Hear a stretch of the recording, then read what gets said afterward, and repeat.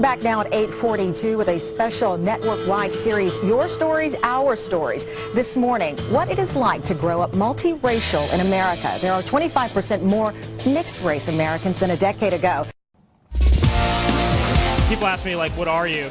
I think, I just say, I'm American. And they're like, no, I mean, what are you? Then I have to do the whole explanation. I'm Chinese, I'm Irish. Greek, Spanish, Polish, Russian, and Filipino. Half Filipino, half black. If you want to do the fraction answer, 1/2 German, 3/8 Japanese, and 1/8 Chinese. So I'm definitely a Hapa, but I'm 100% Hapa, as they say. Look at these faces. Do you know what they all have in common? They're part Asian. Better yet, 100% Hapa. What's a Hapa? Let's ask Kip Fulbeck.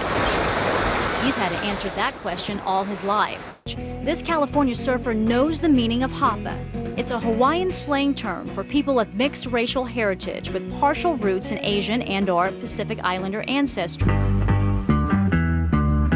I think that when it comes down to it, realizing that we are a multiracial society, the U.S. has been multiracial since the beginning. Pop culture doesn't so much define us as it reflects what we're thinking about. You have an artist like Cher who came out with Half Breed, and I remember as a kid hearing that song. It was just a great song because she was actually willing to talk about not being able to fit into either world. I grew up in a Chinese household. My siblings are all full-blooded Chinese from China. I grew up as the white kid. But he wasn't just a white kid. And so every time I've had to fill out a form in my whole life, be it a school form or a census questionnaire or an arrest record, whatever it is, it's always this check one box. And what they're really asking me to say is, pick mom or dad, but just one. I hope you don't mind me asking, but job application. Answer all questions completely to the best of your abilities. Name. Kip Fulbeck. Age. 44. Hair color. Black. Eye color. Brown. Favorite color. Pardon me? Favorite color. Blue. Pizza or spaghetti. Spaghetti. Celine Dion or Mariah Carey. Pass. Ethnicity. Check one. White, Asian, and Pacific. Please check only one box. Ethnicity. White, Asian, and Pacific. Please check only one box. Try to make a big check mark across the two. Do not mark outside the designated areas. Ethnicity. Multiracial. Do not invent your own box. So for his art venture, the Hapa Project, Kip Fulbeck traveled around the country photographing every Hapa he could find and had them address that one infamous Hapa question.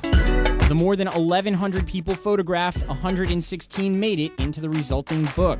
Ultimately, I think I want it to be a thing of celebration. I want people to really celebrate the diversity of Hapa people, and so it's not a thing of oh, I know someone that's half Asian too. Oh, yeah, oh, you kind of look like him. It's a vastly varied people, and I want people to be able to go and put themselves out there and have it be a real celebratory thing. So, Professor Fulbeck's lesson is this. It's perfectly normal for Hapas to deal with identity issues. And preserved in these pages, each face tells a unique story. Not just being multiracial myself, but having a multiracial child, I want him to grow up in a world where he doesn't have to define himself or fit into categories which are set by other people for him. And I want him to grow up in a world where he doesn't have to pick one box. Make people realize that this is around us everywhere you look, and give these kids the place to tell their own stories in their own voice. I think what's nice is that kids don't default to race like we do as adults. And kids just they're writing things like, I'm a guitar player, video games, that's it, period. And it's not that long ago when Rosa Parks was fighting for a spot on the bus. And now today to look at this, it's phenomenal. This is amazing. This is just multiculturalism at its best. That's been the greatest part about this exhibit and the book is that they all have something to look at to see other kids just like them. This is part of our history, it's not something new. And every person's single story matters.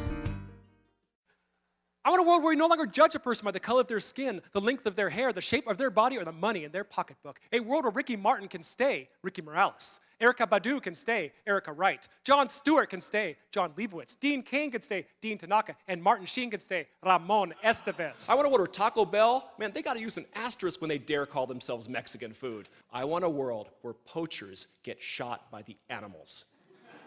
And waitresses, they tip you depending how nice you are to them. And spammers get hives, and schools get funding, and I never lose my car keys. A world where Ashley Simpson, Celine Dion, and John Mayer all stuck on some deserted island singing the same song to each other over and over and over and over until there is only one.